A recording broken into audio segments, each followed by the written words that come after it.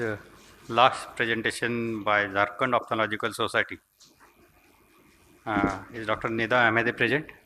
Okay. She will be present. NEDA, please. Okay.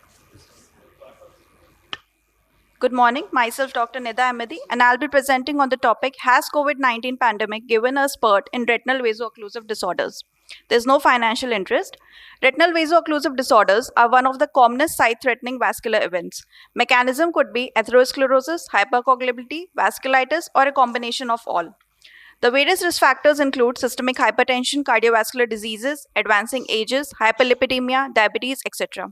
Now it is known that SARS-CoV-2 virus induces a hypercoagulable state, which leads to thrombus formation and stasis, plus it causes vasculitis and endothelial dysfunction due to the cytokine storm. Therefore, satisfies the virtuous triad, which is the pathogenesis of occlusion. So my aim was to find association between COVID-19 and retinal vaso-occlusive disorders.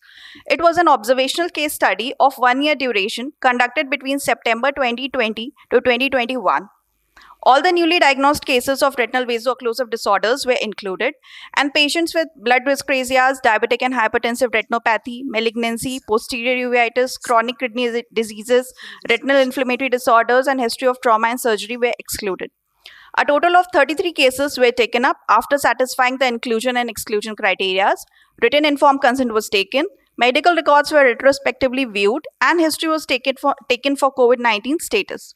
Participants underwent a standardized evaluation consisting of questionnaire, ocular examination like best corrected visual acuity, fundus examination, OCT, FFA, and various routine investigations and some specific like D-dimer, interleukin-6, ferritin, etc. Coming to the results, sex distribution did not show any predilection. Mostly older age group were affected, although 6 cases were reported under the age of 60 years, and 5 out of these were COVID infected. Type distribution showed maximum cases of branch retinal vein occlusion. Here, figure 1 shows that out of total 33 cases, 16 had history of COVID-19 infection, while 17 did not. Figure 2 shows that in these 17, upon antibody testing, 6 turned positive. Therefore, total COVID-infected patients were 16 plus 6, that is 22.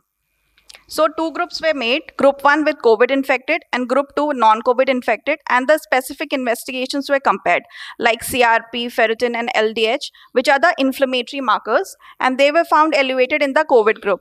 The most important in them is the D-dimer level, which is related to the thromboembolic phenomena. The mean D-dimer level in the COVID group was 971 and in the other was 152.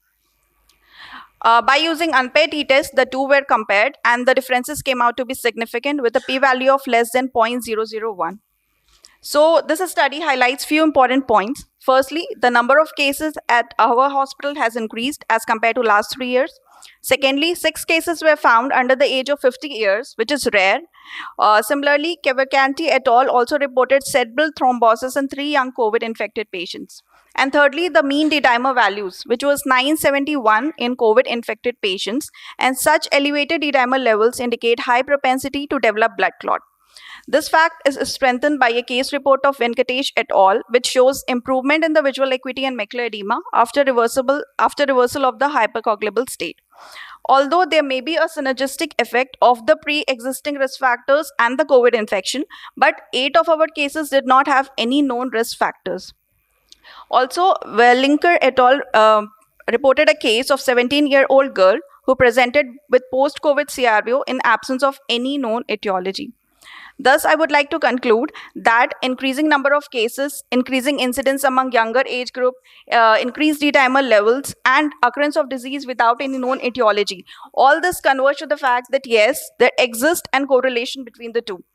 Since it is known that COVID-19 affect multiple organs, and as it is rightly said that eye is a window of systemic diseases, therefore, in such a scenario, our approach should be comprehensive management of a patient of RVO, thereby correcting the associated disease and the predisposing abnormalities. Clinicians must be aware that visual symptoms may occur even with milder form of systemic viral infections, and therefore preventive measures like thromboembolism prophylaxis and extended prophylaxis in some selected cases must be taken. Plus, careful assessment for the incident thrombotic event must be done so that patient do not land up in some life-threatening complications like pulmonary embolism, stroke, etc. These are my references. Thank you.